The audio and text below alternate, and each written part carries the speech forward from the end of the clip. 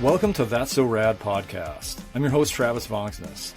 This is a podcast about people, their passions, their life experiences, and their stories. As writer Frederick Buechner once said, the story of any one of us is in some measure the story of us all. All of us can learn something valuable from someone else's life and their stories. Join us for another conversation where we learn, laugh, and leave, seeing our own life in new ways. What's more rad than that?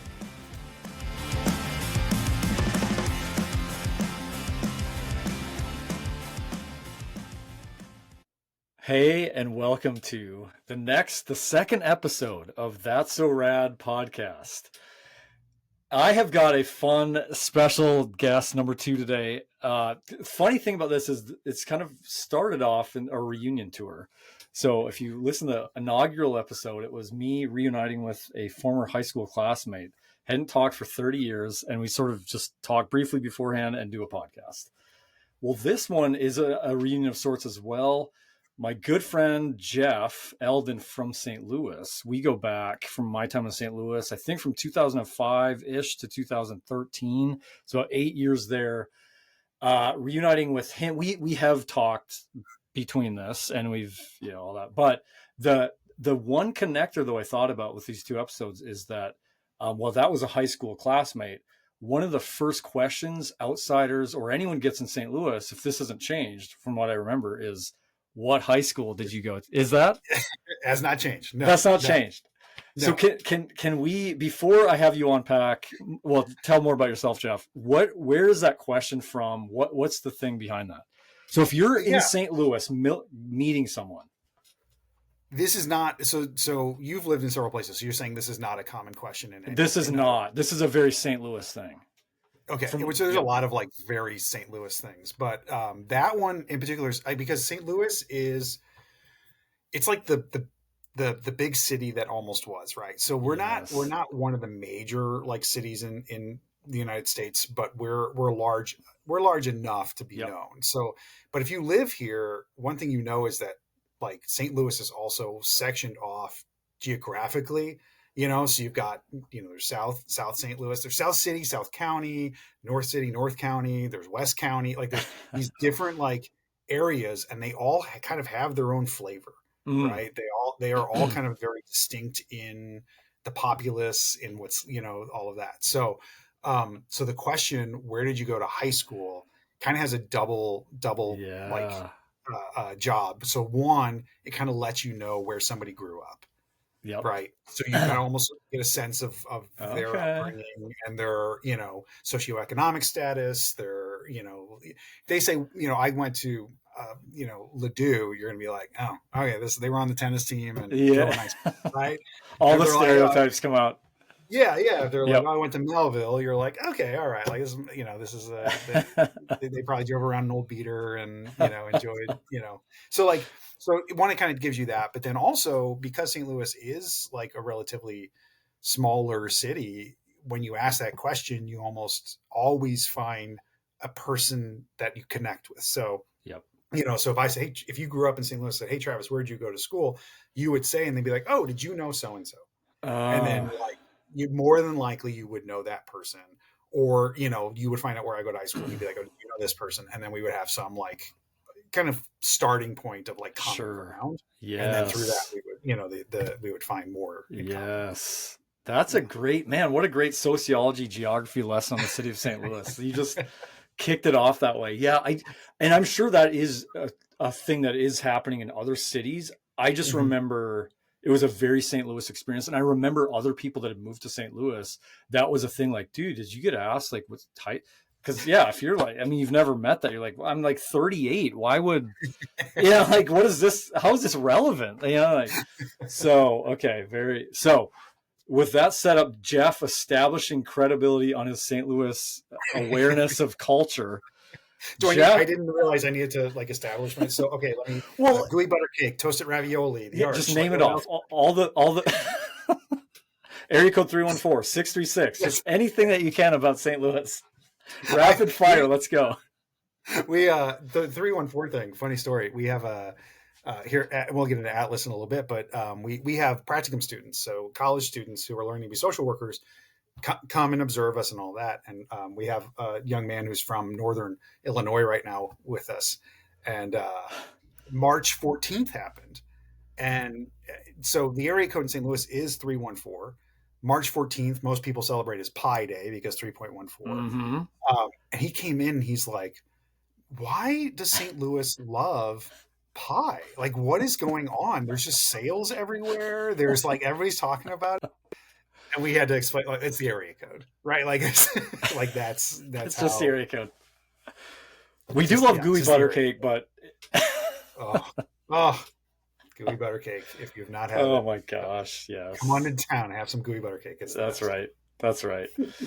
All right. So, so anything now, Jeff, just about, kind of yourself personally, your family, or kind of what you do in St. Louis currently before we kick off the rest of the conversation. Yeah, absolutely. So, I live in St. Louis with my wife, Kristen, who's an oncology nurse. And then we have 4 children together, age range from 16 to 7. So, our lives and days are very busy. They're all, all of them have something they are active in. So trying to find, you can probably relate to this, Travis, but transportation to and from, for and sure. Trying to keep track of things. I feel like I drop so many balls because, within a day, I get 20 emails, all relevant to school or activities or whatever. And I can't read or, remember all of them. And so, yeah, it's wild. Yeah. So that is that's the thing I that's personal life, and just really like being a family man. My family a lot, but professionally, I am an LPC, or a licensed professional counselor, and with that, I primarily run a nonprofit called Atlas Youth Outreach, which is a 501c3 that focuses on teenagers and teenage mental health.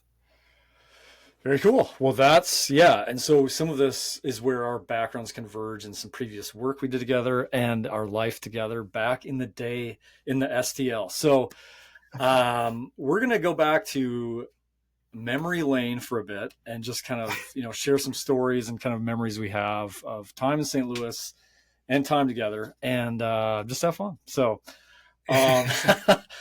so we met at a mental health agency, correct? Did we meet before that? Did we meet before? Oh man. Oh, I mean, what is the likelihood that we at some point in our lives were in the same place at the same time but didn't know it? Oh, it's it could have been. What are the chances that your family and my family vacationed in the same spot and we were, within 10 feet of each other? Did you guys ever go to Canada much, or because not much? Okay, but you did. So okay, there. Yeah. Well, who knows? So, but from what we do know, from conscious memory, yeah, we met at an agency that was the Department of Mental Health's essentially like gatekeeper to mental health for what's Jefferson County, which is like the county south of St. Louis. They provided all the counseling, the case management, all kinds of services. Yep. Okay. So you were already there working as a community support worker. Would that have been your role with children and families? Yeah. Okay. Yes. Yeah. That where I would have started. Right. Yeah. So I came in a lower rung down.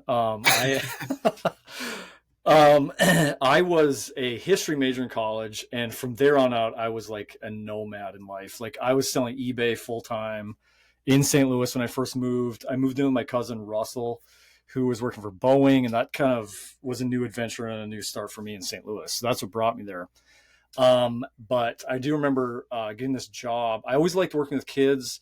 Thought I was going to be a teacher one day, never was, but I always loved being around kids. So I thought I'm just going to go in the deep end here.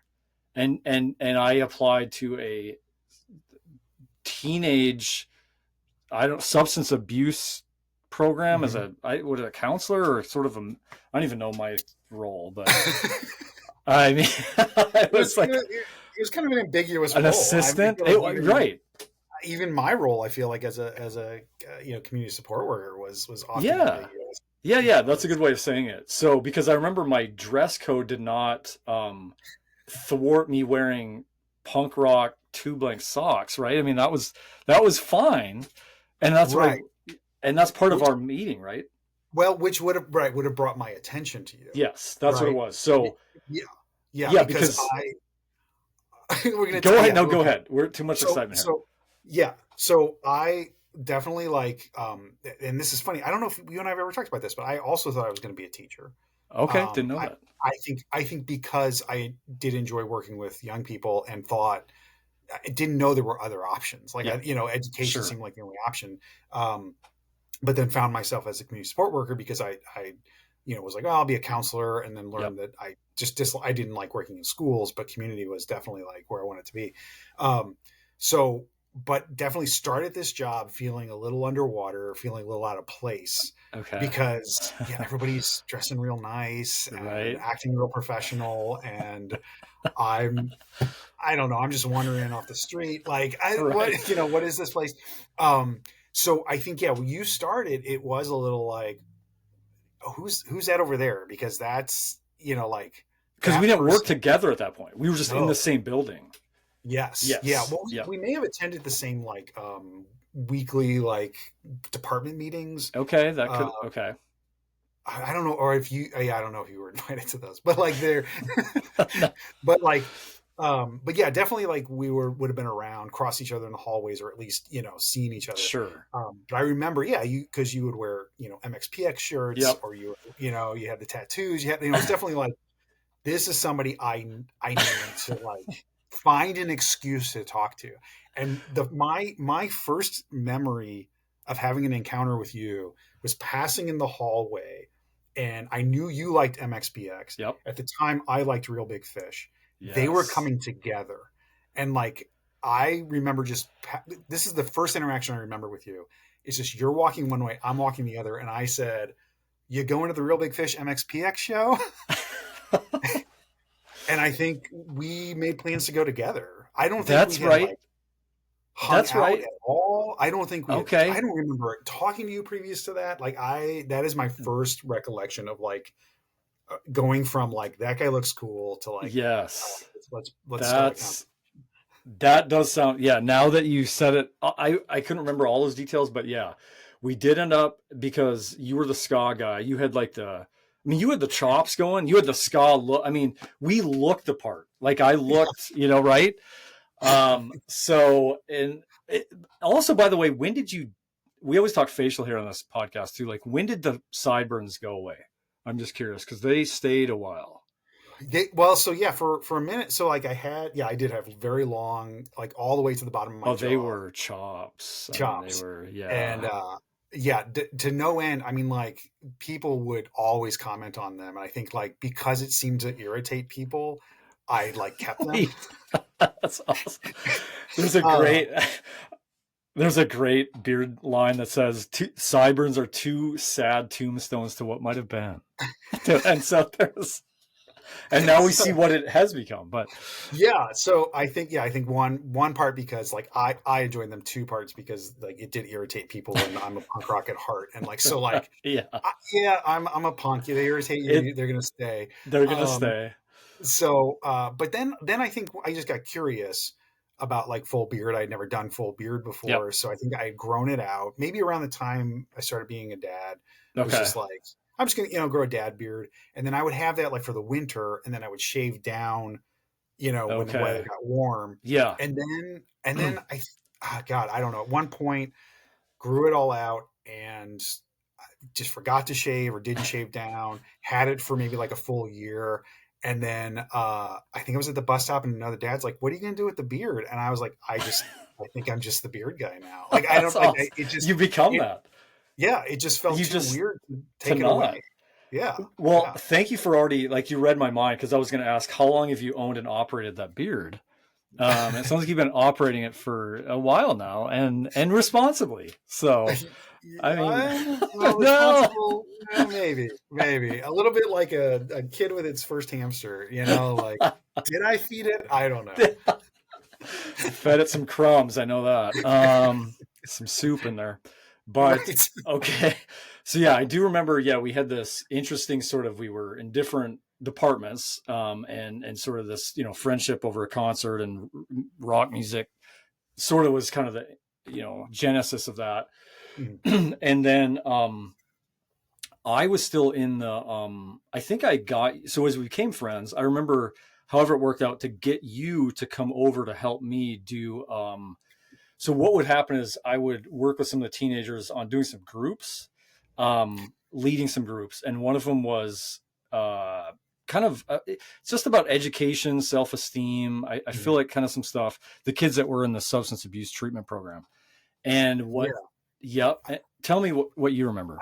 Well, I think you transitioned over to be a community support worker. I remember there being something with the substance abuse program like Yep. shorthanded, and so then they came to a CSWs and were Yes. like, now you are running groups, or you are assisting over there now, and so yeah, Okay. somehow Okay. somehow So I I was taking either credit that I got you, but maybe what you're saying is no, you were summoned by the man, yeah. and then we were just put together to do this. Well, That yeah, but I almost yeah I don't, my memory of this is that you had transitioned over to be a CSW, and then that mandate came down, oh, and then you like we I think you and I did a lot of manipulating that system where we were like, well, it's probably okay. better if we do it as pairs. And That's then okay, dude. You're right. That's right. I think That's I think that's the we more accurate version. Yes. yeah, because I I think thought we were we in separate, but no, that's right. We were together in the same program. yeah, and I think, and again, I think we would have been like giving each other the eye and been like, well, this is an opportunity to hang out more, and been Yeah, like, yeah. it's probably better if we do these as pairs, and Travis and I should probably do these together. And then like how frequently, I can't believe they ever let us like do things together ever, because No, how frequently we would just create disturbances and trouble. 100%. Uh, we Uh, they do you remember when we had those cubicles, and then yep. they moved us to a whole nother building like 30 miles south of the building we were in, and all of us kind of rebelled and were like, no, we need to be in that office. And so they gave us like two cubicles, and then you and I would sit in one cubicle. Why would they not come back and be like, you guys cannot sit together? But we would sit in the same cubicle and get zero work done. Zero done. Because what you have to imagine is what this role involved is we would sit around, because you had to wait to do visits. So we would help serve children and families that met the, I guess, um, however they met the diagnostic criteria for the program. And then we were community support workers that would then go out and support the kid and their family. But that really didn't start, the true work in the field didn't start till after school. Yeah. But you Yeah. show up at the office at like what, 7:38, and from there, I mean, we had paperwork, but who was doing that? I mean, I mean, we were kind of doing can't, it, but yeah. but mostly you and I were talking about like what can, what can we do? Like, I don't. We would just like type fake letters and send them around the office, or I don't the know. I pranks were the pranks were abundant. yeah, They were yes. abundant. There were. I mean, I just, yeah. So I also like, I'm feeling bad because I remember like I would come home to Kristen and tell her like stories of things we were doing, and she's like, you don't work at work," and I'd be like, "No, I'm just telling you the fun stuff from work." this is the fun stuff. But Well, she was right. Like I was not. I mean, like well, a good part of the day we were not working. So, but yes.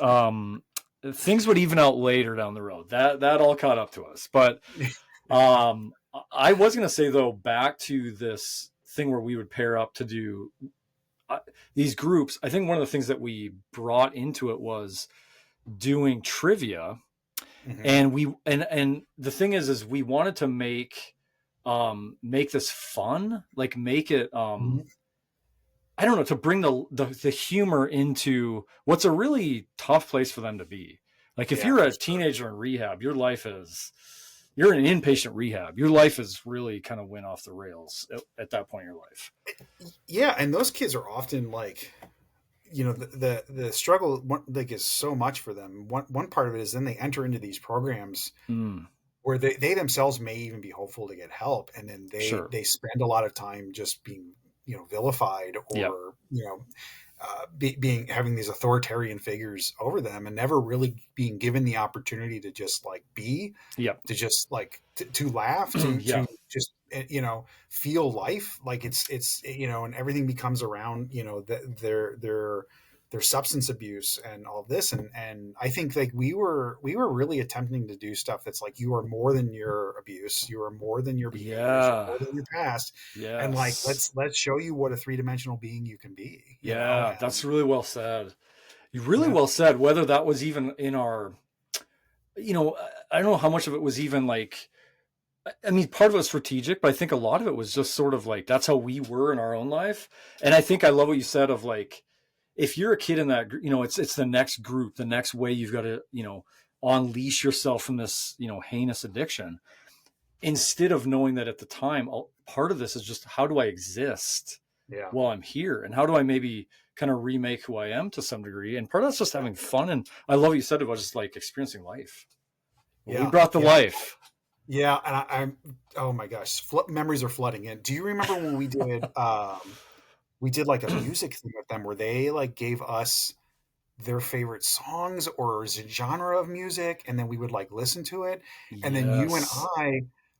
I think you like we had like bagpipe metal and monkey polka, and then I had gone home and like edited. I took like three heavy metal songs, layered them on top of each other, cut random parts out, and then put just bagpipes on top of it, and then found like a polka song and just inserted monkey noises. And then we got to like we were pulling out of a hat, I think, and it was like, all right, monkey polka, and then we like played that song. I forgot about the monkey polka and how much my life needs that now. And I can't imagine looking back then how many of the kids thought there's no way these two are not using currently as well. Oh yeah. Because Oh, and I know you've got a story there. I actually have. I remember a kid telling me one time, just looking at me and going, Travis, because I have a tattoo of an ostrich on the back of on the side of my calf. And a kid going, there is no way you got that and you were not high. And I was like, no, I was. Now you're judging it more that I wasn't, but I was not high. yeah, That no, was a clear-headed decision of mine to get that.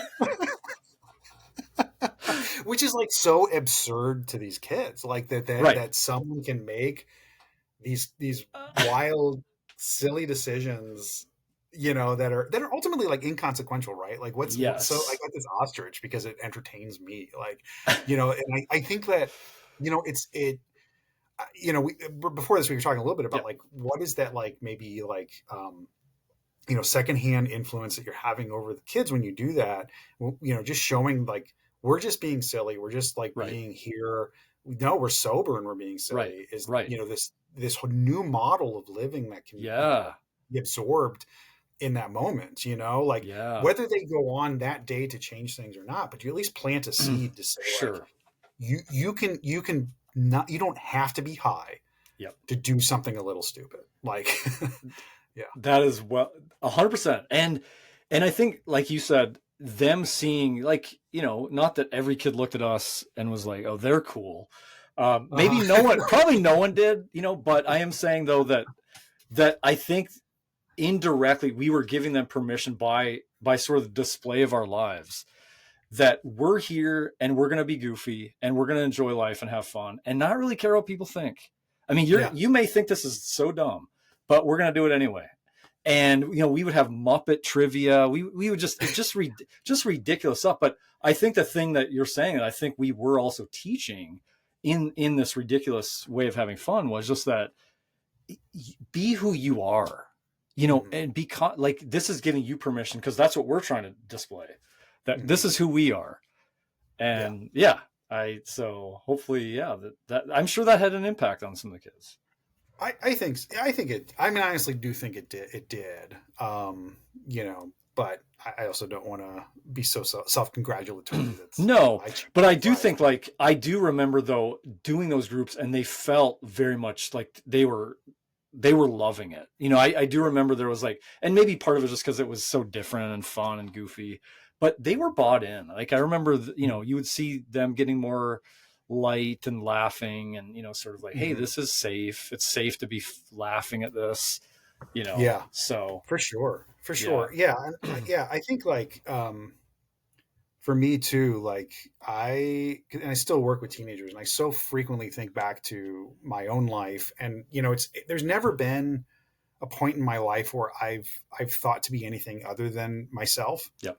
you know, but as a teenager, that is a hard decision and a lonely decision to make, you know, Yes. because as a teenager, your peers just want you to just fall in line, you know, like, why are Right. you being weird, or why are you Right. acting that way? Yep. And so, you know, a lot of times I just, you know, think back and go, man, it would have been awesome to have been in a group with guys like us to just, Mm-hmm. you know, just showing us like, yeah, I mean, Sure. it's fine, you know, just Yeah. accepting, because you know, I think that's one thing we did really well, is just accept those kids Yep. for who they were in that moment, and just be okay with that, you know. And they could get unruly, they can say things that are inappropriate, they can Mm-hmm. say things that are, you know, meant to be harmful, Right. intentionally, but you know, it's fine. I'm gonna come back the next day and give you a high five the same as I did the day before, you know. And that's, Absolutely. you know, Yeah. so Yeah. I just, it's such a formative time, and everybody's just figuring out who they are, and to be given the permission to just be, who Right. you are right now, like that, I think that's so powerful. I love that. Yeah. Because a lot of what you're trying to do at that point in your life as a teenager, forget also adding addiction. And then a lot of times addiction becomes part of what's just a misplaced solution. Hmm. And you know, whatever substance you're going to, but it's that thing to say, like, I'm trying to figure out who I am. Yeah. And as a teenager, that was really tough. I mean, Yeah. I'm still kind of doing that as an adult. So at 45, but, so that was a really cool memory I know we had together just in the work that we did. Also, then we would go out and on our own, you know, so we would have each a caseload of our own Mhm. separate families and kids and families that we'd work with.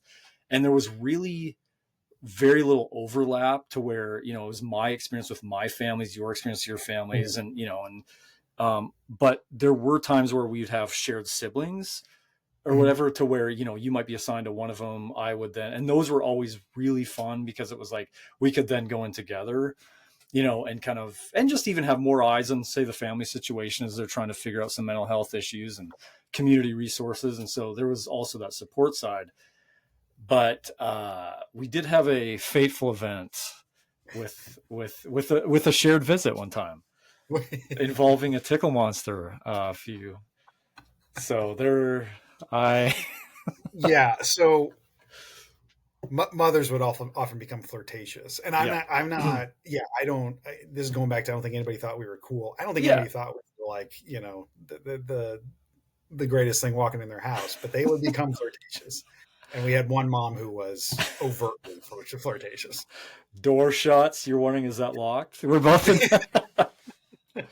Wait, was this the house, Travis, that you got fed cold lasagna? I think it was. Or offered. I mean, did I partake? I guess you're saying fed. I must have, but yes. So, but to your point, I mean, we are coming in. We're putting eyes on their kid. We're showing Yep. them. I mean, yes, it's a job, but I can see where it's like they're giving us attention. They're helping my Mhm. son. You know, it's like, so yeah, we were set up for. So I remember on this one visit, that a child was on the floor laying down, and the mother had straddled over the top, correct, and Yes. was blowing raspberries. People have different ways of saying this, Yeah, right? yeah, yeah. On Right. his neck. He's like Yes. an 8-year-old, 10-year-old, I don't know, somewhere in there. Yes. And we're both kind of watching, like, and then mom turns around and gives one of us the eye. That was me. And says, what was the line? I think it was like, if the was it something about like the proper way to give a tickle monster is to lick your lips, and then licked her lips while making eye contact. Oh my gosh. And then goes, I know who like a tickle monster next is Travis. And it was like, you and I will never live that. I mean, it was like, okay, this visit's over. And I'm not sure that I'm coming back, because Right, yes. I think our handbook has a section about like how to be safe in these situations. Employees So will not engage in tickle monsters at clients' homes. that's right. So I safely avoided that. Yeah. It was good. It was good to not be alone there in that setting as well with you. So Yeah, I feel like after that we kind of discussed it, and I feel like we even like talked to a supervisor and we're like, we'll just always go together. yeah. But then we would set up the time, and I feel like I would arrive and be like, well, Travis should be here soon, and I'd go in, and 30 minutes would go by. Travis and is I'm still not there, and then he would just he'd roll in, and wow. That was yeah. courageous of you. I mean, it's yeah. Man. Well, I wasn't offered the tickle. I guess you weren't offered. So there was a safety net there for you that I guess I didn't have. So that's funny.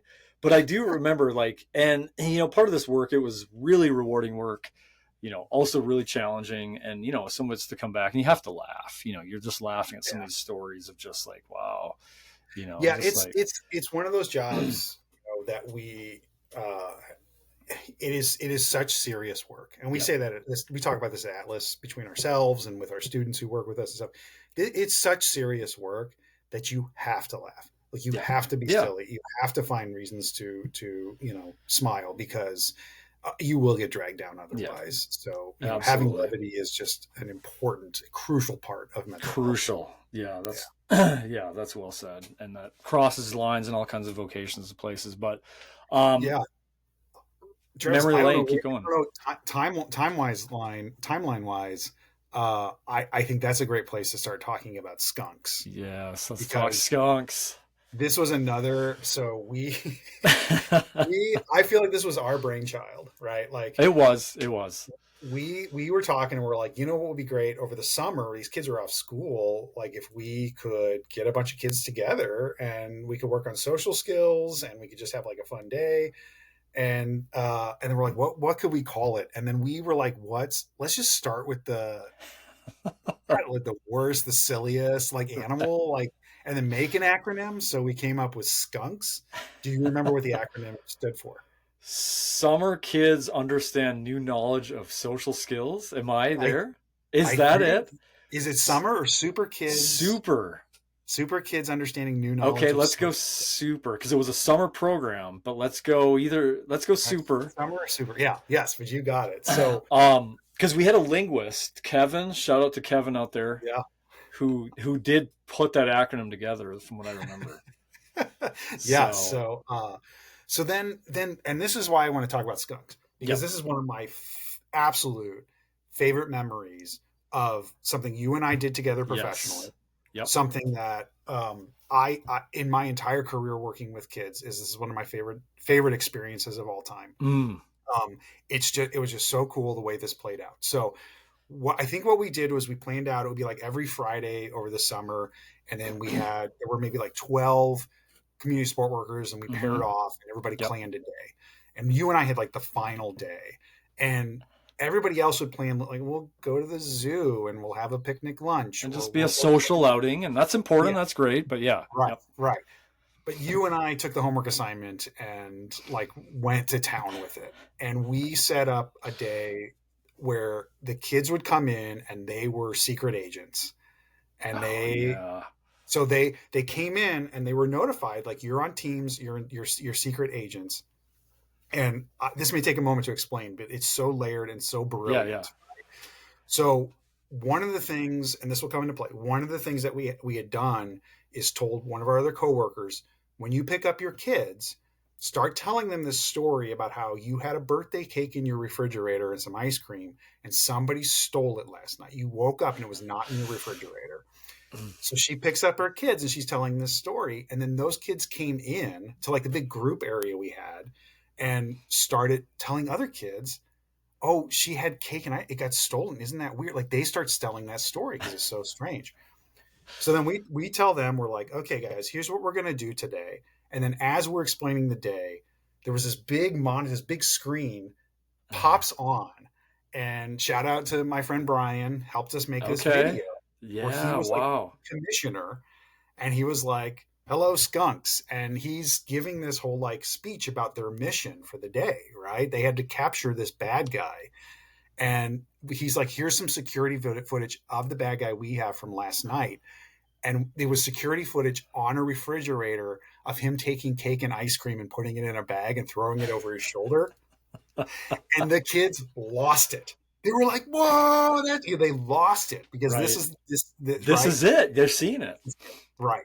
And so then the commissioner's talking, you're going to have to work in teams, do team building activities to get clues to discover where he's at.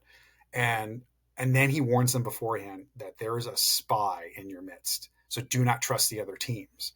And so they're buying into this, right? These kids are like, oh, and then they are sticking very close to the teams that we broke them up into. Oh man, yeah. Right? Yeah. So, I'm sorry for such a long story, but the way this plays out is just, again, this is my favorite thing. So we then drove everybody over to Lohmeyer Sculpture Park, which is a park in St. Louis. It has, scattered throughout all these really cool sculptures. It has hiking trails. It's a really neat park. And the kids had different areas, different stations they would go to. They would do little team building activities. And if they were successful, they would get a clue. And the clue were little like cardboard pieces with like pictograms on them. So like a picture of something. They didn't make sense when you like just got a clue. It didn't make sense. So they went through, they did all those things, and then they came back and sat on blankets as teams and tried to figure out their pictographs. But what they didn't realize is that they needed all 4 teams picked, and we didn't tell them that. Yeah, right. So what ended up happening is that like one team was like, couldn't figure it out. And they had a piece, I think that said PUZ and it had a little cutout part on it. And then they were like, wait, there's a little cutout here. And so they got up and started walking around looking at the other teams. And all the other teams were, hey, don't, they were getting protective. And then they finally found the other team who had ZLE and a little nub. And they're like, hey, we've got, and they're, and then they secretly combined forces. Right. And then the other 2 remaining like teams saw what happened and then they combined forces. So now we were down to 2 teams. And then they all realized we didn't have to say anything. They all realized we need each other to figure this out. And so then they sat down and worked together as one giant team, figured out that the pictogram said like, congratulations on solving the puzzle. You now get cake and ice cream. And we had cake and ice cream. Dude. And it was just, it was one of those things like, okay, so appreciative that I had you as my partner and like we both just have crazy wild ideas and are willing to be like, let's do it. Like why not? Right? Yeah. So there's that. But then the fact that it like literally unfolded the way we hoped it would unfold and beyond. And beyond. Just that's yes. Just watching these kids who typically are loners, they're probably mostly bullied at school, have very few friend groups, to realize like what I can do, that I need other people, that I can work with other people, to come together in that way. Like it was just hands down one of my favorite things that has ever happened. That is, I'm glad you kind of laid out the whole story with, like you said, the layers, because there are so many layers there. And your memory on that is unbelievable. Because I didn't remember every like sort of twist and turn there, but because on the one hand, it's like, it's such a convergence of like, these kids there's this sort of big story they're going to be part of. It's a production value. You had a friend who's into, media, made this, and sort of you get to this sort of magical, like, wow, I'm part of this thing and what's it going to be? And then as the game's unfolding, there's all this strategy involved and it's exciting. And then like you're part of the storyline and what feels like it's going to be like what you said is like every man for themselves, every team for themselves, the twist and what we're trying to do in this program is to create, this understanding that like, you're not alone and you need community and your friends are there and we can work together and that's going to help solve problems in your life. And sort of this game itself unravels and reveals in the very playing of the game, that message, right? I mean, it's like, it almost gives me chills now because I guess like there was a brilliant concept, but it also has to work. Right. And like you said, or like they could even go through it and still be like, yeah, great. But when are we getting ice cream afterwards? Are we going to get, but they bought in. Yeah, they bought in and you could just, the look on their face was like, they were part of something that we'll never know. We'll never know. Like, you look at these memories in your life that as a kid, and some of these we carry with them the rest of our lives, is that could be a highlight in your life. That it was just that cool or fun, or, I mean, it was a highlight in our lives. I mean, you're still like, I mean, and now that you're bringing up this story, I forgot the level of how cool that was. And like, I don't know that I've been part of something that has felt that magical. Yeah. Well, and that's what I'm saying. Like, Yeah. I mean, I have had, moments of, with Atlas, we run, support groups, and we've had moments that are just amazing in there. There was this young woman who was a part of our group, who's just so down on herself all the time. And then we were talking about, like, positive affirmations and things like that. And other people in the group were kind of getting down on themselves. And she said, you know what? I had enough of this. And she stands up and she starts pointing at everybody. She's like, you're beautiful, and you're beautiful, and you're beautiful, and you're beautiful. And then we're like, and she goes, and I'm beautiful. It was just like this, like, nice. Insane, like, this kid so down on herself to, like, be able to, like, externalize that. And so there's all these great moments, but, like, for me, like, I think seeing the possibility of how this can all, starts there in SKUNKS, like, just seeing the possibility of what you can do with young people if you just engage them in the right way, give them the right experience. And they can see the possibilities beyond this moment. And SKUNKS is just one of my favorite things of all time. Because we had, like, a handbook. I mean, I think I still have a copy somewhere, the big skunk lines down the, kind of the crude font, it's just like, I have my t-shirts still. Oh, that's right. We had these, oh my gosh, the bright yellow or green neon shirts, big skunk on the front. There was a thing that did happen at the end that that could have really tainted that day, and that was where, at the very end of this thing, and you fit this part in where it fit into the game, I guess, but, like, we had one of our coworkers, Bruce Miller, who is a legend in many ways. Love working with that dude, but he was in a hazmat suit, right, with goggles. Well, go ahead on more of the context in this. No, was this one of the challenges? I think it was one of the challenges, and I think it was towards the end. Was it an egg drop? It was the egg drop. Yep. Okay, yep. And then the winner of the egg drop got to pull a name out of a hat. No, okay, yeah, I'm remembering. Okay. So they got to pull a name out of a hat. Okay. Right, and it was all the community support workers' names. Yes. And whoever's name they pull out of the hat would have an egg dropped on their face. Okay, right? So that's from up high. But then, like, I remember that, like, we're getting set up. You have, like, brought this hazmat suit so people's clothes wouldn't. Right. And I think you walked up and you're like, I put Bruce's name in like 5 times. The reveal. Wow. What's the statute of limitations on, like, getting lawsuits? And I mean, am I clear? How far back was that? Yeah, just in case Bruce is listening. I mean, don't. Yeah. And Bruce was absolutely, like, fantastic. I think, like, let's give some props to Bruce because, like, he was, in a lot of ways, like, I feel like he was a great mentor within that, because he had a lot more experience. He was older. He had a lot more experience. Yeah, he just had a great way with the kids, and he was so good natured. He would just roll with things. And so, dude, love you, Bruce, if you're listening to this. Bruce. I did put your name in a few extra times, but I thought it was going to be a spotlight moment that you would have just really loved the spotlight. So what I do remember too is, like, the idea was, like, this egg was going to be dropped from, I think we had a ladder or something. It was going to be like 8 feet plus, maybe. I mean, it wasn't. It was up there. It was from a deck. So, like, it was from a deck. Okay. Well, Lumbar Sculpture Park, one of the sculptures there is this, like, old concrete, like, swimming pool or whatever that they've built this, like, elaborate kind of deck around, and I think it was from the top. Okay. Why are we dropping raw eggs? Well, in the middle of this? let's unpack this for a second. Let's unbox this. Okay, so we have this is summer in St. Louis. I mean, it's probably 100 outside. Oh yeah. We have a raw egg, sitting in a carton, not in a cooler.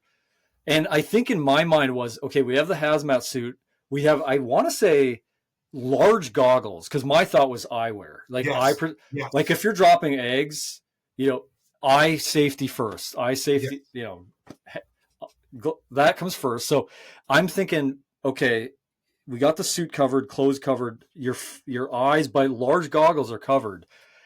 It's gonna be a funny moment of splatting, and it's like Nickelodeon or something. We'll all move on and laugh. This thing drops, and I mean, where does it land? Do you remember? Did it hit Bruce square in the nose? Like what? No. No. Then okay, you've got the memory for this one. Partially open mouth, teeth exposed. Because it cracked. I mean, I'm telling, like, and maybe it was like upper lip stash area, but it was a direct shot to the mouth area, which was open.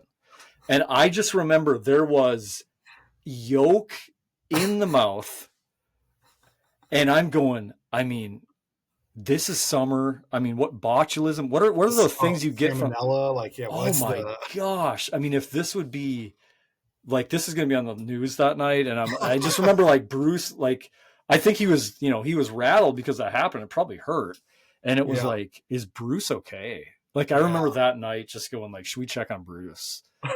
And like I told you, I've checked on Bruce even to this day occasionally, because we don't know the long-term effects. Right. Well, again, Bruce is he's just a legend in the field down here. I mean, I think he's great. Bruce is so awesome. So thank you to him for being such a good sport through that. And I don't know why anybody ever went along with anything we did, and lots of people would. I have no idea. I think that I'm going to say part of it is, and part of it I will give to leadership looking back, is that there was flexibility, at least at that time. And then I think maybe after some of this it changed, but that rightly probably, but that I think we were doing good work. We were doing good work with the families we served. There was a lot of respect there for the work we did. I think the allegiance we had to the organization. I mean, you're a very likable dude. I like to say on, days I can be likable. I think we had a very likable, and so I think they also gave us long reins to just kind of be like, hey, you'd go with that, now had Tony looked at every part of what was about Tony, would that have then still I don't know, I don't know that would have, the egg drop. I'm not, but I think that was part of it. It was like, we had earned, I want to say earned some cred.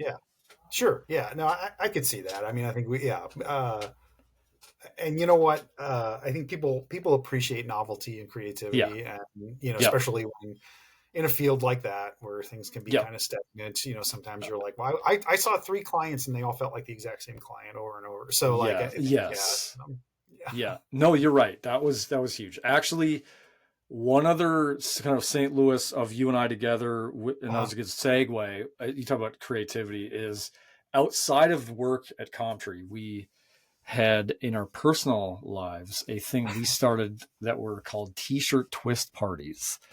And this is a memory briefly unpack with you as well. But I don't know, again, where this idea came from, because you came from a comic background, right? Like sketch comic group. Right. I found graphic novels and comic strips things early on, and had an interest in drawing, and have made my own little comic books and things like that. Yep. And I also think like you had you maybe talk more about this as we keep going here, but like you had a really, I know, like a vibrant community of dudes or ladies too, that, kind of met as artists and did a lot. So community was a big thing for you. Big thing for me too. But I think what we did is we had this crazy weird idea of like, what would it be like to get friends together, and some that don't even know each other, and we're going to have a party where I had a t-shirt press. And so the concept of the party is you're going to show up, you're going to create and design in say like an hour and a half, I don't know, whatever it was, whatever you want to design on a t-shirt. And we're going to trade names at the end of this thing, and we'll make the design, create it, we'll press it on a shirt. And then I think it was a name exchange. Yeah. And I think, I don't think we pressed it until, because you would bring your own shirt. Right, your own blank. You bring your own blank shirt, yes. And then I would pull a name. Oh, I got Jesse, and then Jesse's. I would then have to press Jesse's design onto my shirt. Right, no matter what it was. Yeah, no matter what it was. And I mean, I don't know if you remember some example. I still remember one example is because part of the idea was we we couldn't enforce this part, but it was like strongly like, hey, if you have to wear this in public, like, I mean, how do you enforce that? But like, that was kind of the like general recognized thing. So part of my strategy was like, what is going to be like, not necessarily even funny, but just like ridiculously bizarre that you have some splaining to do. Like that, there's nothing funnier to me than something like that. Right. Where like, you didn't pick this, you have to now wear it. And you have now people all eyes on you. And I remember one that was created. I think this might have been one I created, but it was called so it was a monkey picking ticks off of another monkey was the image. And underneath it said National Yogurt Day. That's right. And I mean, it's just too incongruent. Like, what even is this? Like, how do you wear that to the local schnooks and saying, hey, that's a reference? And have like, what is going on here on this shirt? And we had people in mind. Like, remember, we'd be like, man, if Kevin had to wear this, or you know what I mean? Like, it was just like, so. Yeah. I feel like it would be a lot of like really tame things. Yeah. And then just, the spirit of it was really just, make the worst shirt that somebody then has to wear. In public. And again, it was like kind of this lesson of like, it was a kind of the theme, if you're not seeing this so far, goofiness, just kind of off the rails, sort of comedic, not even in boundaries. I mean, some of the stuff's so out of the box, and just kind of unleash it. But I just remember like it became this fun thing of where people would come together and be like, it's fun, it's creative. It's when you're adults in our lives at this point in your life, even though we're in our 20s, you don't do that anymore. You don't like, it felt like I don't know, like an experience. We don't do it. Like now you buy a Groupon for something like that, right? Like, hey, let's go to but like we were ahead of the game there. I mean, we were making our own fun, I think that's it. And again, I think, I know my brain appreciates novelty. I don't like repetitive things. I don't, so, I don't mind engaging in normal things as well, but when there's an opportunity for the absurd, I'm going to take it. It's going to jump on board. Yeah.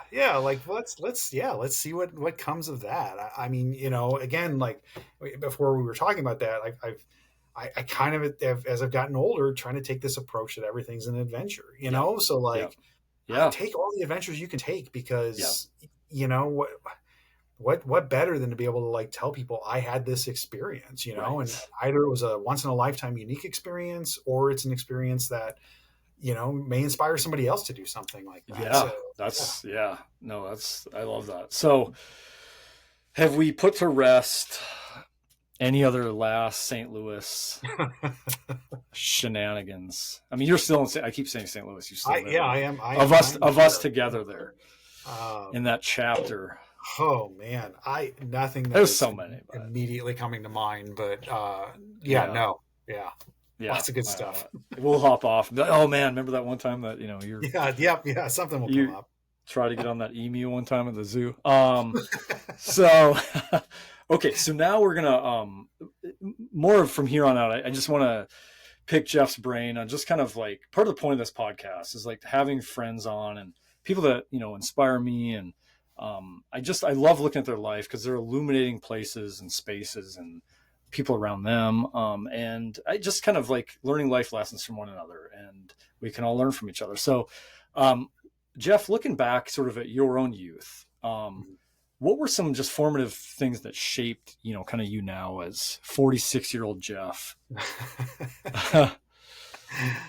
You're assuming at 46, I have the memory to go back to my, I think, again, I think a lot of my childhood was pretty formative, in the experiences that were negative, right? So as I mentioned, like earlier, there's never been a point in my life where I've ever thought to be anything other than myself. But that is, I growing up, I went to private Catholic schools. So you're pretty much around the same kind of set of people all that time, and I'm not really I'm kind of odd, a bit neurodivergent. Sometimes things, my way of viewing a situation or something is very different than other people. And so, growing up was definitely like the weird kid in school. Not so weird that I was ostracized, but weird enough to not really be fully included. Yep. Also, my interests were tended to be different than what my peers were. Sure. So I think in that, I really had to grow up and learn to be okay with me, because being anything else didn't feel right. Or anytime I tried to be something that wasn't me, it just didn't feel good, and I wasn't going to do that, right? And I think some people that works, they go, it's not really me, but it'll make me fit in, and then they make it work for them. It just never worked for me. Sure. So I spent a lot of time just figuring myself out very early and just being okay with me, because, at 16, I might have spent Saturday nights alone, and, I had to be okay with that. Sure. I had to be like, I'm just really happy doing this thing that I'm doing. So I think that, like, along with that, some formative things that I discovered while discovering myself. One, we talked a little bit about it, but is comics. So, I think I was maybe like 8 years old.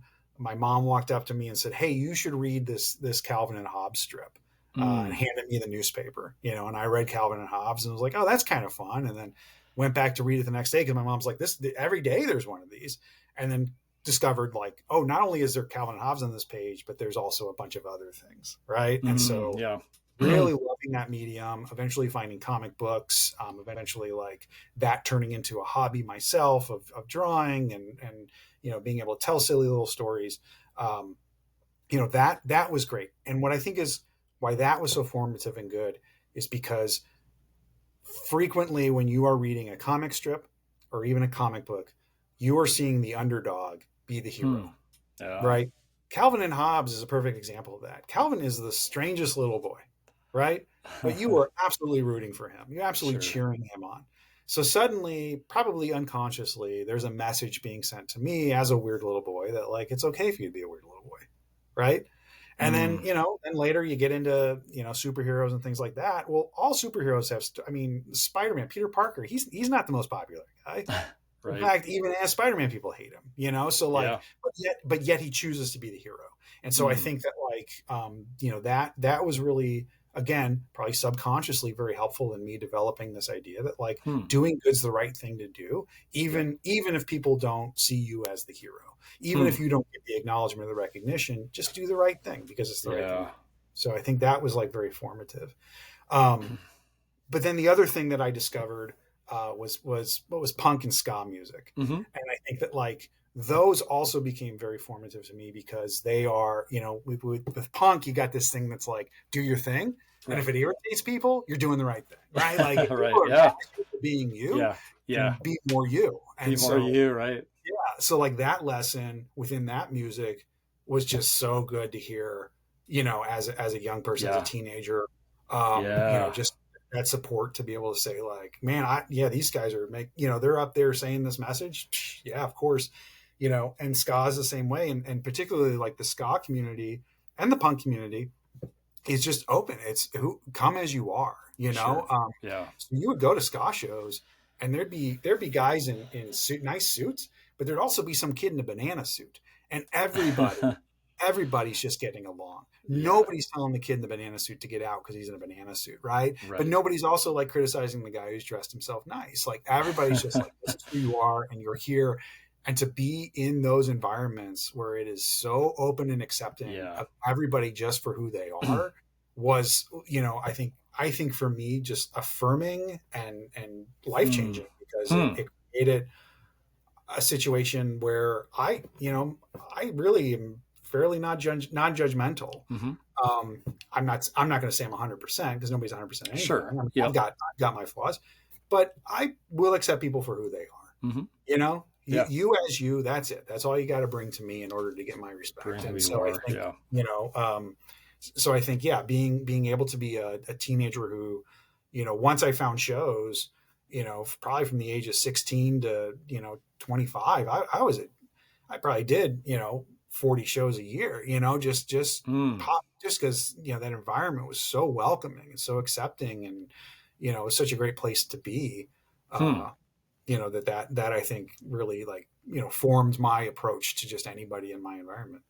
Man, that's it's really cool to see the through lines, the thread, kind of in those different themes, kind of still, the weaving together or being reinforced later by those different things. Like, I actually think now, hearing that from you, and I think I knew this at the time because I knew your story to some degree, and you probably knew mine, that I think that's also a way we bonded too as friends, because I think there was a lot we had in common, not in the same.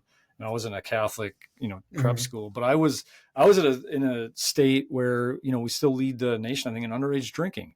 Hmm. And rural North Dakota, there is no other game in town. Like, you're either going to, sort of, you get wasted in the field. Hmm. And that's sort of the social norm, because it's just, there's nothing there.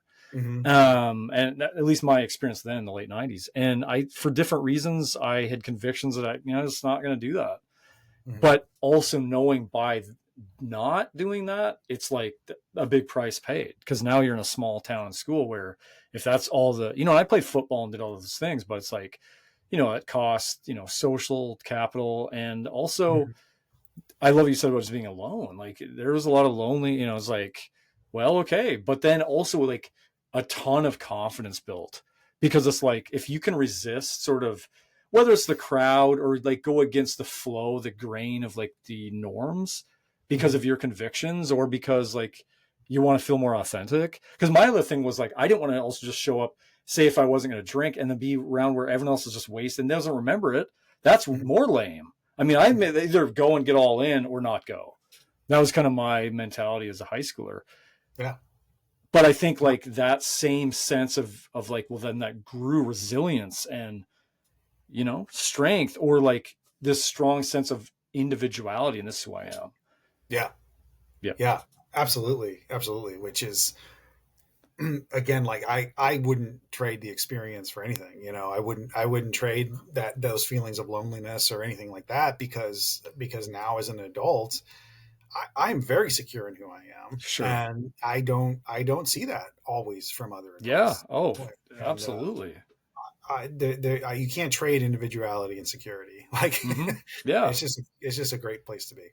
Yeah. No, well said. So, kind of along those lines too, but, sort of this theme of, kind of traits, when I look at your life, and again, it's not like we're always in touch, but I still see this, and I definitely saw it living and being in life together, but it was like, kind of levity and creativity, humor, valuing community, imagination, kind of these hallmark things of, um, I see in the ways in which, we did fun things together. And that, just talk a little bit more about those values, and how kind of now in middle age, those are still kind of playing out in your life, those types of things.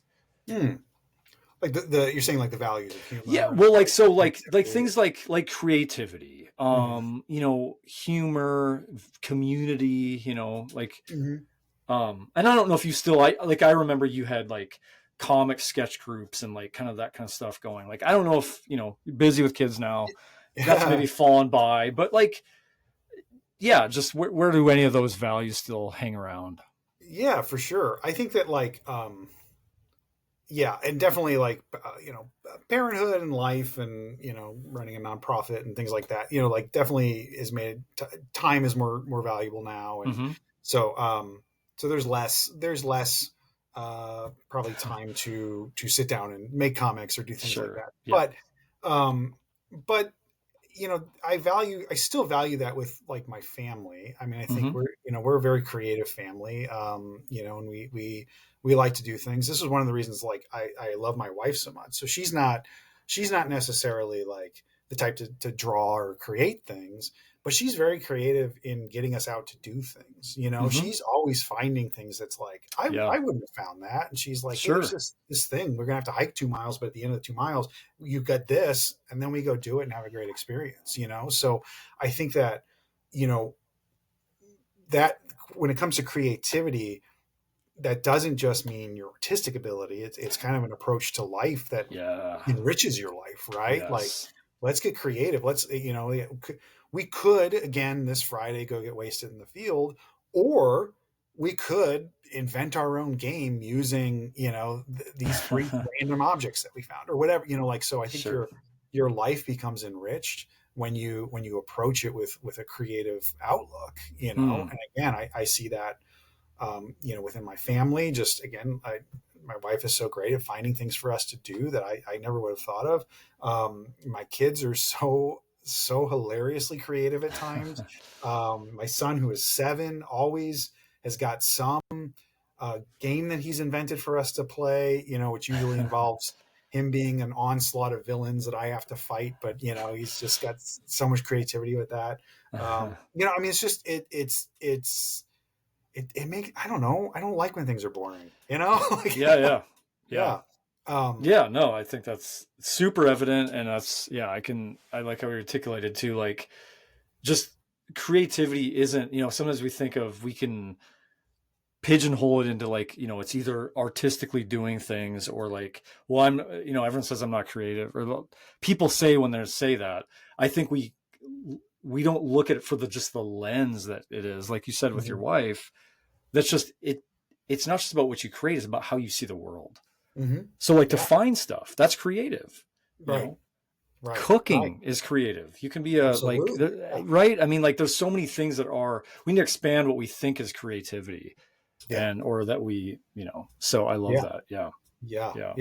So I mean, I think I value that, and that's, it goes along. I mean, you're talking about community. That is definitely something that it is important to me. I don't, as much time as I spent kind of figuring out myself alone. I don't really like to be alone all the time. I like my time. There are times where I don't want to see anybody. Right. But I also like, if I have an interest, I like to find other people that have that interest, because they will either teach me things or show me things, or, like, the exchange is so important. We're human beings. We can't exist by ourselves. Yeah. And then again, like, a lot of my interests tend to be these weird niche little spots. So to be able to find anybody that even knows what I'm talking about, right. Watch out. I feel bad sometimes because people will like indicate they know what I'm talking about, and then I'm 2 hours into a conversation that I realize, like, they're only aware of it. They're not the fan like I am.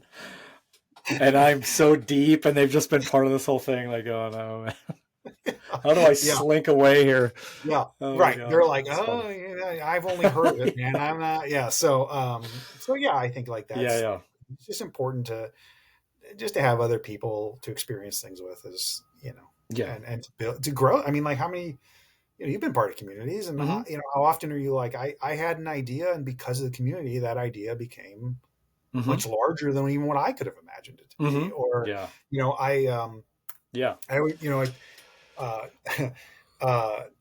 sometimes, like, I like to be collaborative. And so like, even with when creating something, or I have an idea, people will say, like, what about this? I love throwing it into the pot, and, and like, by the end, whatever the finished product is, I can't necessarily pick out, like, this was my contribution, that was your contribution. We all just like made this like cool thing. Yes. I really vibe with that, especially at this point in my life, as I've matured more and stuff like that. Collaboration is so huge. It's easy to be autonomous and want to grab power. And there's times to, have more oversight over certain things. But I do think that, to your point, when we live and see, there's other people are bringing an asset to something, or a spark that becomes this organic thing that becomes a stronger flame, a brighter flame, because of their presence. Remember, there's a great line this is a little bit different, but when C.S. Lewis lost one of the friends of his Inkling writing group, Tolkien was one of them. And then I can't remember, one of the other guys had died. And one of the things I think Lewis was mourning in that loss was that person brought something out of Lewis that Tolkien didn't. Not just that, the loss of that guy's life, but like that something came out of himself from him. Yeah. And I think that's part of, seems that's part of this too.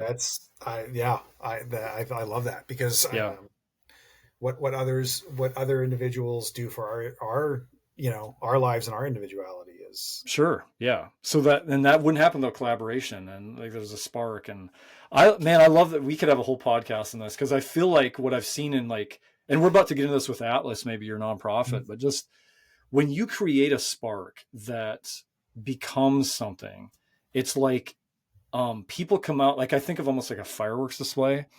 Like we come out to look at the display, but then when you come out to look, you see other people looking too. And Uh-huh. like that's the magic. Yeah. We're Yeah. not, now there's others I'm seeing here that I didn't Yeah. see before. Yeah. Yeah. So, well, with that segue, so, you're running a nonprofit, busy dad. Just tell us some about Atlas, the sort of the genesis of the idea, and just more about it. Where are you at now in this nonprofit's life? Yeah, absolutely. So we can start with the beginning. So I started Atlas with my business partner Annie Caputa. She's her and I met through both of us joined the same private practice for counseling around the same time, and through a series of events, we're kind of put into a situation where we were facilitating groups together. Mm-hmm. Through that private practice with a contract with the juvenile office in the area.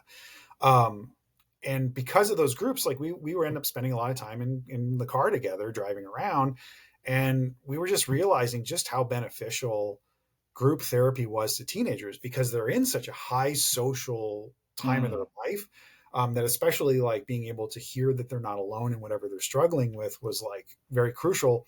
And sometimes what's great is we're able to sit back and let them just talk to each other, and they get to the conclusion that we would want them to get to anyway. So, and it means Wow. more. A Right. 14-year-old giving advice to a 14-year-old tends to mean more than coming from a 46-year-old guy. That's So, awesome. so we started talking, and we were like, well, what's the opportunities here to like expand what we're doing, to like really do more of these groups, on more topics? Because we were kind of pigeonholed into the contract of doing, we had an anger group, and we had a group that was kind of like an anti-bullying group that we turned into a conflict resolution group. Mm. um, but we saw so much other need, Mm-hmm. and so really the only way to do that was to become a nonprofit, Hmm. so that we could find more funding, to kind of expand the services that we were doing. So we began that process, of starting this nonprofit so that we could provide more group therapy. We got our 501c3 status in March of 2020. No, I'm sorry, April of 2020. Okay. And I don't know if you remember what happened in April of 2020. But we all went home and didn't leave our houses for like 2 years. Yeah. So, Yeah. right when COVID hit is when we got status. So we kind of spent Wow. 2 years inactive doing like a little bit of fundraising, but we're just not able to do anything. But then once I think it was 2022, things started kind of opening back up, and we were able to kind of find a space. We really got legs, and we have just been growing ever since. Hmm. The area has really responded. It seems to be a need. Mm-hmm. Um, we we take an approach with our teens that they are the experts of their own lives, so Hmm. they get to tell us what they need. So we always are asking them, hey, we're looking for new groups. What kind of things do you guys need help with? And they will tell us. And many of our Very groups cool. we have, because they've said this is a need that not only Hmm. myself but my fellow teens in the area need help with. And Wow. so we will develop a group from that. They also like, once we got our own office, they come hang out here. They enjoyed hanging out here. They're like, why don't you guys can we just hang out? So we started doing like night evenings where we would just have kids come for a few hours, and they could just kind of hang out, play games, do art, whatever the night was about. And that has now expanded into a whole another program. So we have our Navigate program, which is all of our group therapy. We have our Connect program, which is like, just safe events for kids to come Sure. hang out and be themselves. Again, our approach is like, you're the expert to your own life, so we are pretty loose with them. We I mean, there's obviously boundaries, Yeah. but they kind of guide a lot of stuff, because we want them to be um, create their own roadmap. So Mm. we're just quick thing here. Our group therapy was called Navigate. That's the name of those programs. And the reason we said Navigate, because we were between Navigate and Guide. And then we threw that out to some of our teenagers. And one of our teenagers came back and said, I think I like Navigate better. because navigate is something you do yourself. Guide is something some people do for you. And we were Wow. like, perfect point. Perfect point. Because our program, we're not here to tell you how to run your life. We're here to help you understand what the best way to run your life is. So we want to, provide you with the abilities to navigate. That So is amazing. yeah, yeah. I don't, maybe that's too much. Maybe it was too little. No, that was great. I was on the website. Amazing, just what your pictures captured, sort of seeing some of the programming, and then going into the schools. Like you said, it seems like the need is absolutely there. You're doing great work. It's changing these kids' lives. I really, what I love about it too is it just reminds me of like I don't know, like you and I were talking before we were recording, of just like hearing more about it and kind of stuff. Like it's just got your fingerprints all over, of like being a place that is so humble in the leadership to sort of even like say, hey, our name's up for grabs. What should our name be? Right? I mean, Yeah. like Yeah. that type of leadership is rare. I would call rarefied air, to say like we are so committed to our mission and believe in it so much that like even sort of some of the concept around who we are and exactly is going to be born by not even us as the leaders. And that is like, you can see how that's like fed this community for belonging. And I think probably what you're the expert here in this realm, but just like what a lot of these teens, I'm sure, in some of their identity struggles, some of their just the rampant anxiety for everybody, but just is, who am I and where do I belong, and wanting belonging. I love this quote by the writer Simone Weil, who said, to be rooted is perhaps the most important and least recognized need of the human soul. To be rooted. And that seems like what Atlas, this is a place for you. Yeah, absolutely. Yeah. Yeah, absolutely. When we tell them that, we when they're here, we come, say a first group, we will tell them, this is our office, but it's your space. Man. So like, make yourself comfortable. What do you need? Again, there's a lot of like comforts we have in the office that are here because somebody said like, you guys need blankets. So we got a bunch of blankets. So like, I want you guys should have this, and so okay, let's get it. So like, because we want them to feel rooted. I like that quote too. We want them to feel rooted in a space and secure enough to be able to, again, like, say this is what this should be. This is what I need, and to be validated in that. We have a teen advisory board that we created, which is just an opportunity for teenagers to come and be leaders at Atlas or within the community. And that has been really fun to watch because, and again, like a lot of times when we go in, we think of these ideas, and I'm fortunate to have a business partner like Annie because, similar to Art, when we were working together, both of us will have wild ideas and then the other one just says, let's make it happen, and so, so like when we were forming this idea of the teen advisory board, we started thinking like the other things like this exist, kids apply to things to be a part of things. And a lot of times there are things like, what are your grades? Are you on probation? Like, and those are disqualifiers for a lot of kids.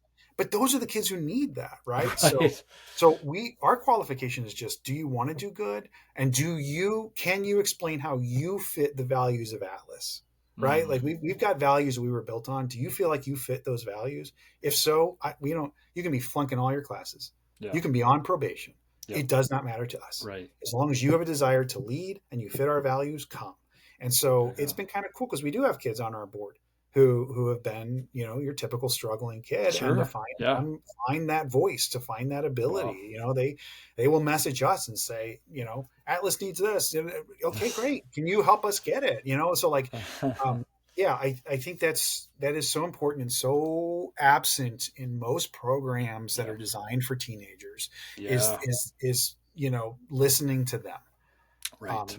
So much of it is lecturing at teenagers or telling them what they should do or what they, and they gotta find their own way. Making big mistakes even is an important part of the teenage experience. For sure. And so, what they need is not somebody to tell them they shouldn't have done something, but somebody to say like, now that it's happened, what do you want to do? How do you want to recover from it? So, and then just to be accepting of them for who they are in this moment. Yeah. Yeah, dude. One of the things that you had said, and we had kind of said before when we were kind of having a pre-conversation, but I love what you said about like the way in which you'll kind of engage kids on maybe scenarios like, if they're getting bullied, like you give the example of like, yeah, so I could, well, what would you do? I think you pitched it as that. And then you're letting them share. I love that so much as an example, because you even gave the example of like, well, if a kid even says like, well, I'd hit him back. Well, and you're like, okay, let's go down that trail and let's kind of explore what are going to be some of the things if you choose that route. Yeah, instead of just right away going, dumb idea, this is where you're going to get in trouble, but like, let's go down that route then. Yeah. I'm not going to tell you not to hit somebody. Because I know if you feel that's the right path, fine. I've been in a ska pit. I mean, Pit etiquette, man. Pit etiquette. Pit etiquette. That's right. But like what? Yeah, I mean, right, exactly. Like, okay, you can make that choice, but what comes with the choice, right? And are you willing to accept that? And I've had kids who are like, yeah, I'm willing to accept it, and okay, I mean, like, I'm not going to stop you because you need to do what you feel is right for you, but you also need to be prepared to handle whatever comes after that. So that's so cool. Well, and like I'm 45, and I'm getting some personal coaching for myself. And, one of the things I'm even dealing with is that same thing of, I had a coaching session, was told recently of like, hey, when you feel really because I can be gut reactive. Like I can, I just want to like, oh, I have all the information. Boom. I'm going to like assert my energy or whatever. And, the person helping coaching me on that, I was just like, hey, what you need to do is breathe. And then let's work on thinking when you can get some of that space from your rattled nervous system to just go like, what are the 3 implications that might happen, or even 1, if, because it's trying to be more. Yeah. So it's like, yeah. I mean, I'm living that. Yeah. So we're all guilty of that. Yeah. Sure. I mean, yeah. We all could use that reminder, which is why I think, again, like we all could be that much more forgiving with everybody else. Somebody cuts you off in traffic, you could yell and scream at them, or you could sit back and go like, it is very possible they just didn't even see my car. They may be in a hurry. Like there's all these reasons why that person that. Right. No harm, no foul. Right. Like it's right. Yeah. So. Well, good deal. Okay. So that's really inspired by what your work is with Atlas. And yeah, if there's any St. Louis peeps listening to this thing, I'm going to definitely have a link to your nonprofit in the show notes. And I know I've looked at the website, super cool, and people can see how they can engage and help the mission. So. Definitely. And I mean, nonprofits can use all the help they can get, even if that's word of mouth. So yeah. Very cool. Okay. So kind of as we get to the home stretch here in this conversation, what are some things that, in all your time working with, whether it's groups or, individual therapy, but with kids and families, like what are some lessons that, just you've kind of taken away that you've learned from your work? Oh, another hour or 2. I know, it's like, it is a big question. It is a big question. Maybe more generalizations of like human, Yeah, I think, and maybe we've touched on a lot of them, but I think that like, understanding and forgiveness is almost never not needed in a situation. Right. Human behavior no behavior is happening just to happen, right? It all has something behind it. Mm.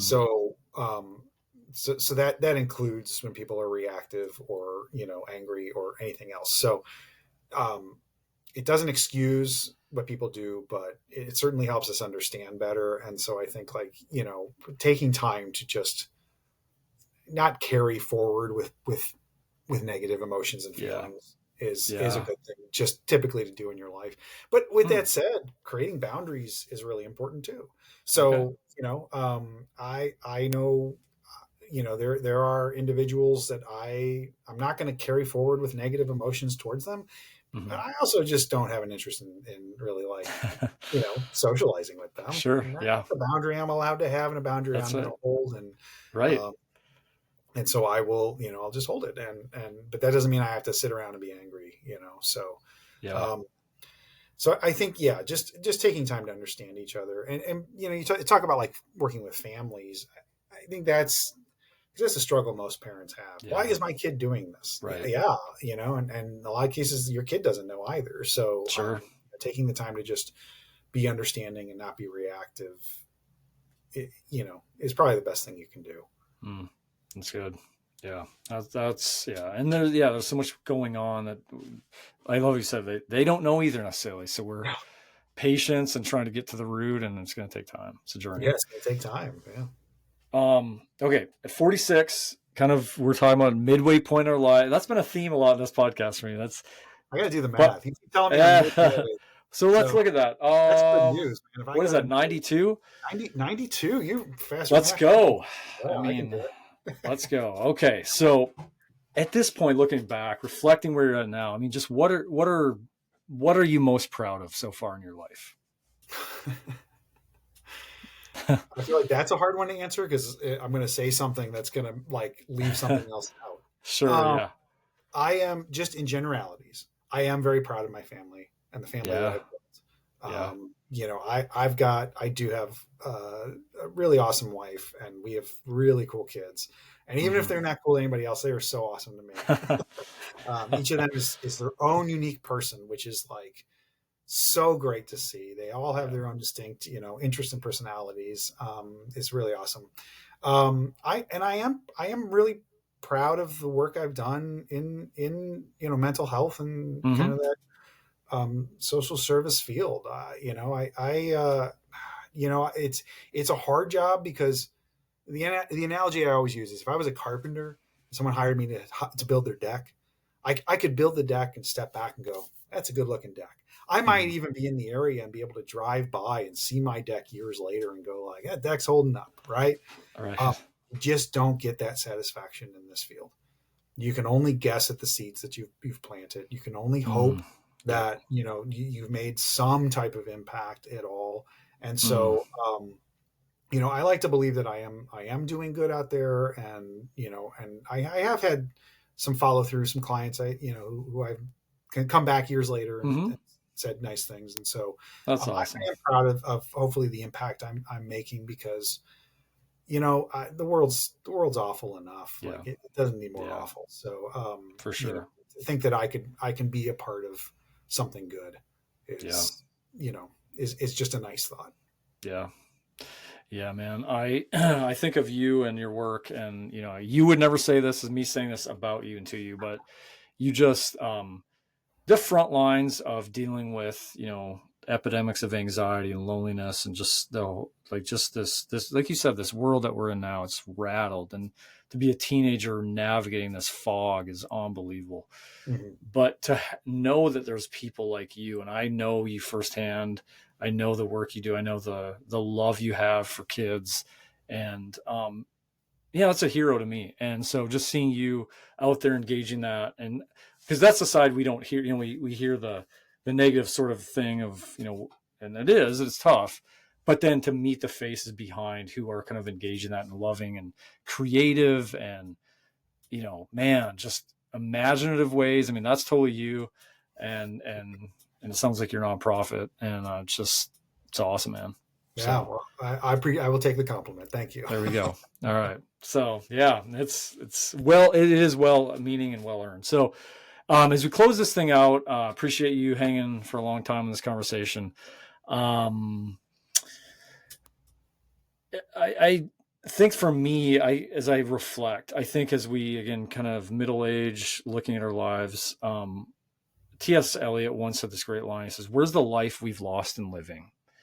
It's very easy to get to that stage where, we get jaded. We sort of just numb out, and easy to do in a streaming culture. I watch too much TV, but what do? You're someone that I see a spark in, and how do you keep that spark? What are you've alluded to this already in the conversation in so many ways, being creative and just but what are other ways you engage that spark and keep that spark?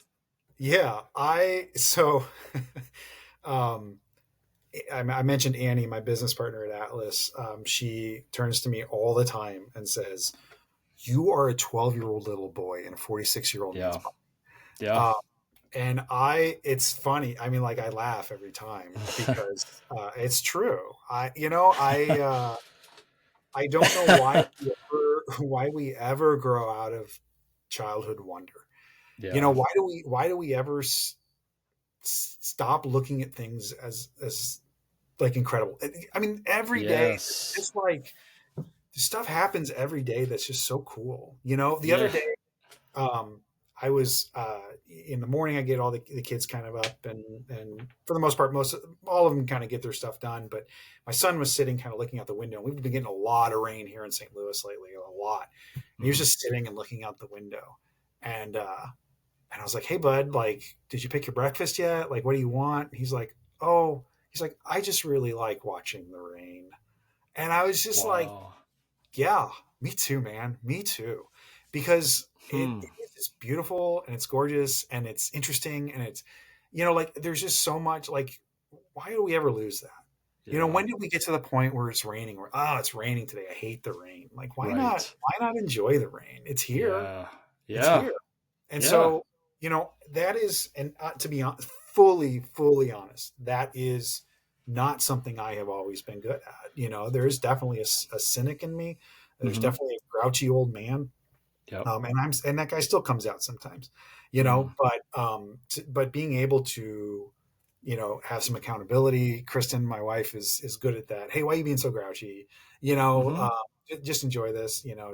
That feedback, to be able to check myself, and you know, Hmm. I, communication is always not always something I'm great at too. So sometimes Hmm. I can be really enjoying something, but my face or my language may Right. not be saying I'm enjoying Yeah. it. Yeah. Yeah. Remembering like I should outwardly express what I'm doing right now, but Yep. like, yeah, I think that like you keep the spark by looking at everything with interest, looking at everything. Mm.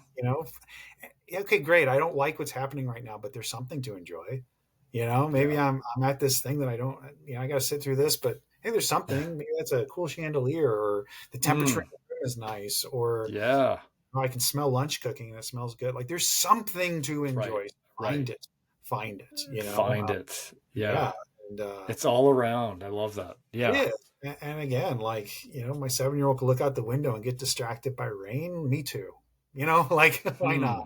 Why not? Yeah. What a lesson there. Yeah, What a yeah, teacher. yes, yeah, I mean, absolutely. really. Yeah. Like, you Yeah, know, yeah, you're right. God, that's so well. That is a beautifully well said, sort of from your experience, that answer that I'll never forget. Like, for me, it's similar with my younger son who's 5, kind of seeing the world through his eyes. I remember as a baby holding him, and I remember those eyes just looking up at the sky and just going, yeah, kind of your thing. When did I lose that? hmm When did I lose looking at the sky and its paintbrush strokes everywhere and just go, how is that not just mesmerizing? So yeah, I think that's such good advice too, of just like, whatever it is you can hone in on, but be present, be in that moment, be, and we need each other. I mean, sometimes it's having our son or whatever remind us, yeah, it's raining, look at it, just be yeah, fully into it. yeah, yeah, Yeah. absolutely. Because life is, I mean, like, hurry up, hurry up, hurry up, right? Yes. Slow down, That's slow down. absolutely. Um, That's yeah, yeah. The next thing, the next, yeah, it's the yeah, next task, the next, yeah. yeah, Yeah, yeah, yeah. Well, what about this one we're at right now? Yeah, right. yeah. Just like fully take in your world. I mean, just little quick blurbs here. Like we are the family that goes to the zoo and reads the placards in front of the animals. Yeah, We are the ones that yeah. stand in front of the snake that's not moving, and we don't tap on the cage. We look at its scales.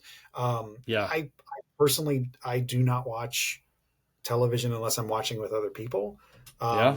which is kind of what the reason I like that is because end of the night, everybody goes to bed. I'm the last one to go to bed. I'm up by myself.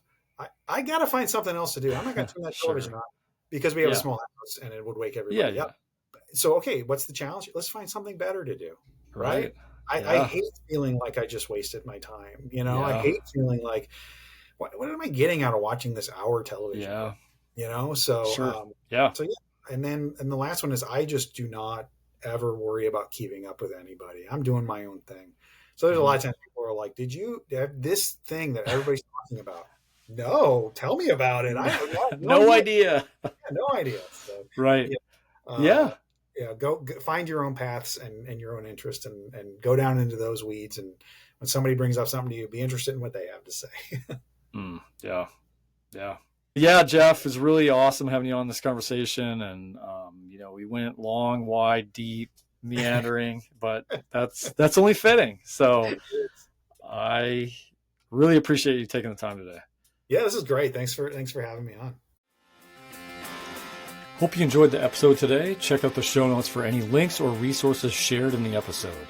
If you enjoy the podcast, it would be really appreciated if you'd subscribe, leave a 5-star review, and share it with friends. May we all remember these words from writer Mary Oliver. Instructions for living a life. Pay attention, be astonished, tell about it.